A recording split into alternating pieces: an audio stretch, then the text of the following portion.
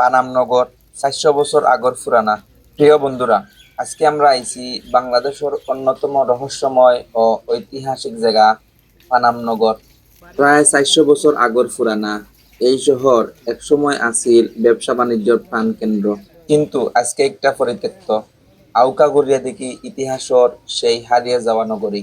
মনে করা হয় প্রায় ১৫০০ শতকের দিকে এই এলাকার গুরুত্ব বাড়তে শুরু করে।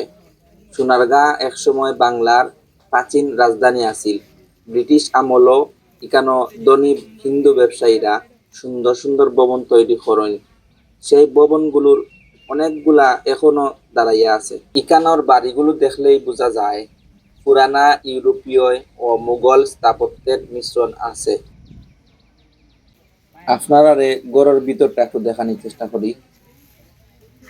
ও দেখুন গড়ের ভিতর প্রায় ৪০০ বছর আগে বাড়িগুলা ঘরগুলা এরকম আছে। দরজা জানালা দরজার ডিজাইন অত্যন্ত সুন্দর। পানামনগর এরকম আরো ৫০টারও বেশি ভবন আছে, বিল্ডিং আছে। দর্শক, আপনারা কোনো সময় পানামনগর আইসলানি কমেন্ট করে জানাইবা।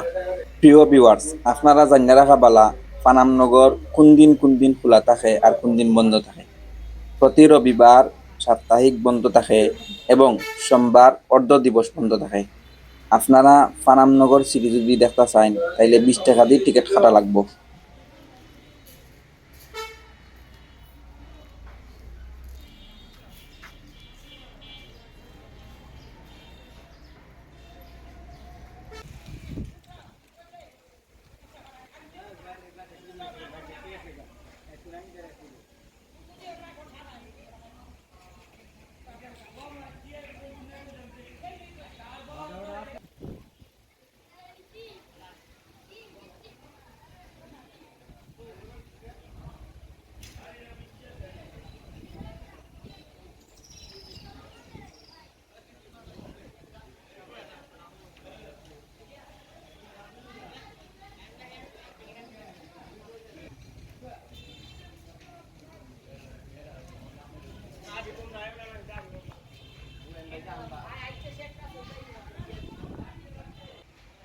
পানামনগরের লোকেশন নারায়ণগঞ্জের সোনারগাঁওয়ে অবস্থিত।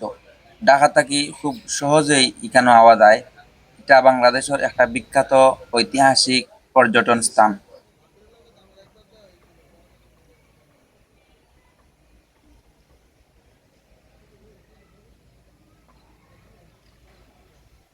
দর্শক দেখুন, পানামনগরের এই ঘাট প্রায় ৪০০ বছর আগর।